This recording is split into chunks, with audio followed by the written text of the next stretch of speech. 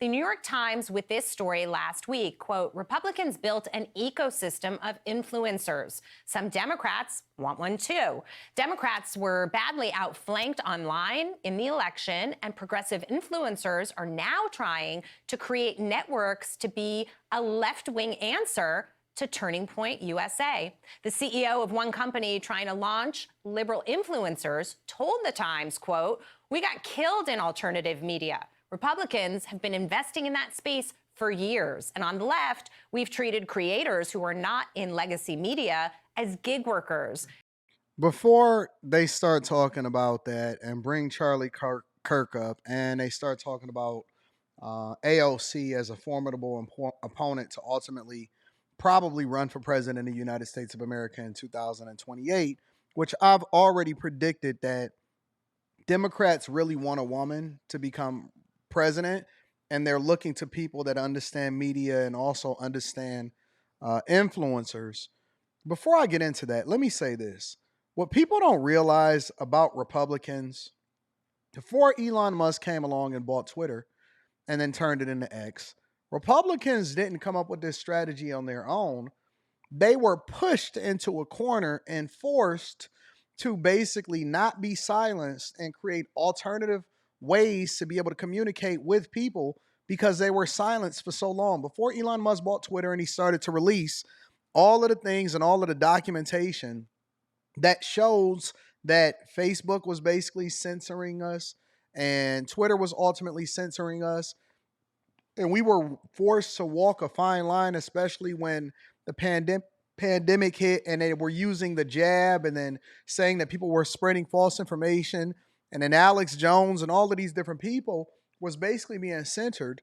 What happened was they were forced to then embrace alternative forms of being able to communicate with the people. And Trump was even forced off platforms. Most of them was censored for the last 2 years, or at least, censored for 2 years.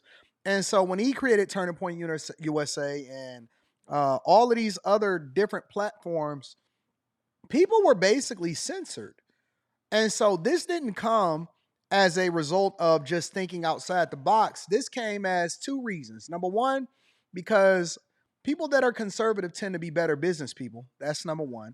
And then number two, they were also more innovative. And then when you start to fail or you start to get boxed in, you tend to start thinking alternatively and outside of the box. And that's when you see people go to other platforms. They built up their own core following. They weren't dependent on traditional media. And so, the people went where they went because they realized that telling the truth was much more attractive than just being popular. So that is what I seen happen.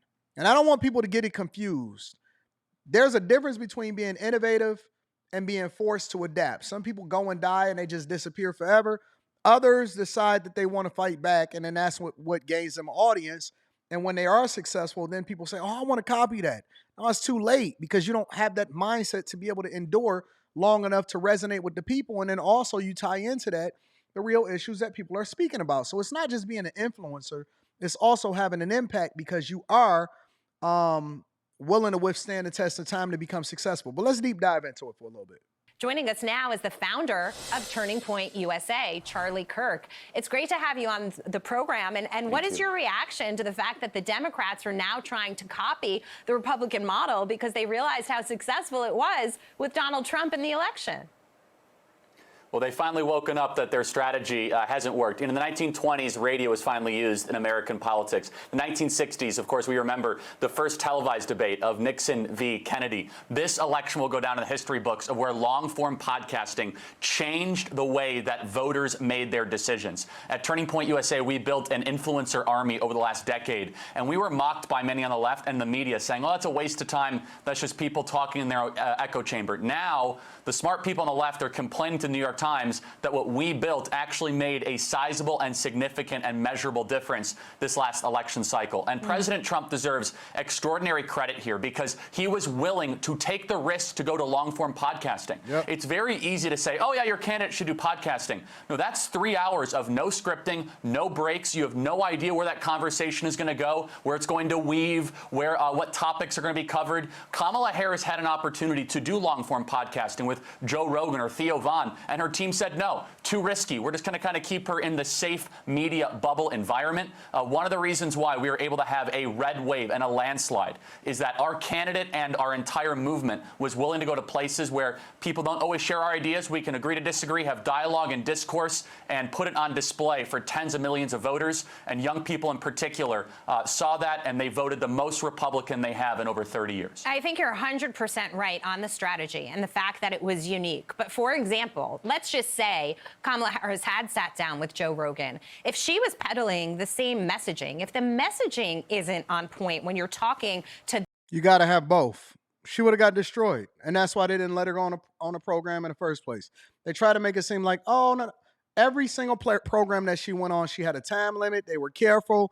They basically allowed for her to be able to hit them with word salad.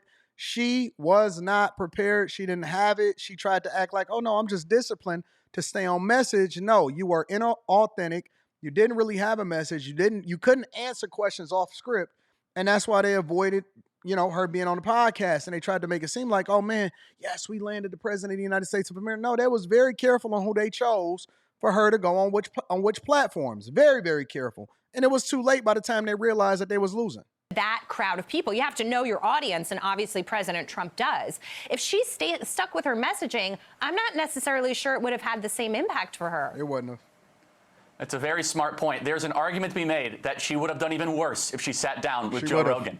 So that their team had to kind of weigh it like, well, our candidate is not very good at defending her positions, and her positions are very unpopular. So should we put her into the lion's den of a 3-hour type conversation? And that is one of the other reasons why we are able to see such historic numbers this election. Yeah. Our ideas are just better, and they're not necessarily conservative or liberal. They're just common sense. We want borders, we want safe streets, we want sound currency, we want efficient government, we want a prosperous economy. Young people want to own homes. And the other side, they have radical left-wing positions that get exposed in that type of long conversation, of podcasting, of dialoguing, and social media, where you might be able to hide in a 7-minute type scripted television interview. But boy, when you go to a podcast host with no notes, those ideas get flushed out, and the audience is able to judge significantly and correctly. And of course, when she had it handed to her on The View, a silver platter, golden opportunity, she couldn't even take that. And that wasn't the kind of format that we're talking about here. Of course, we're going to have much more with you, Charlie Kirk. So just hang in with us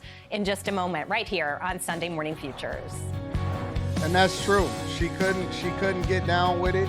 And we're ultimately, back with Turning Point it USA was her founder, undoing, Charlie even Kirk. when it Charlie, was, even when it was I want to talk to you a little bit scripted. about AOC, because to the conversation we were having a little bit before the break about messaging and sometimes the Democrats doubling down, she's actually asking after this election loss a lot of questions. And she kind of wants to know what went wrong. It seems like she's almost repositioning herself. And while the Dem bench right now isn't plentiful, some are saying she could be the nominee in 2028. But if so, it sounds like she's taking a very interesting and smart approach. She's not dumb.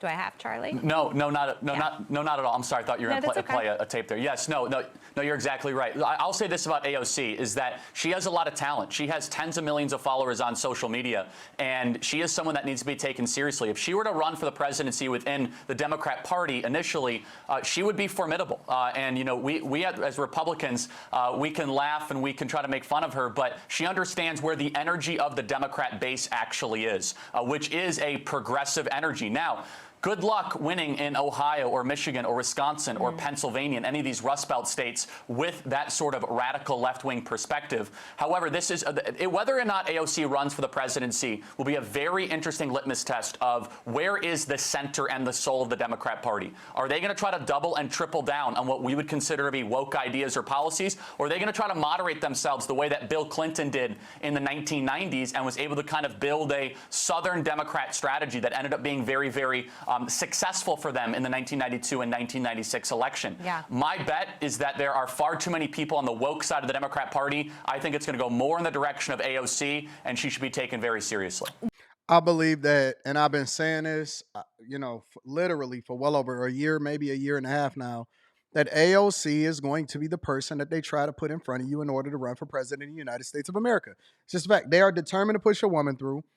She is probably the one that has the best pulse on the culture as far as how to approach people, how to approach voters, and then ultimately what it's going to take to get them to, actually be a formidable opponent.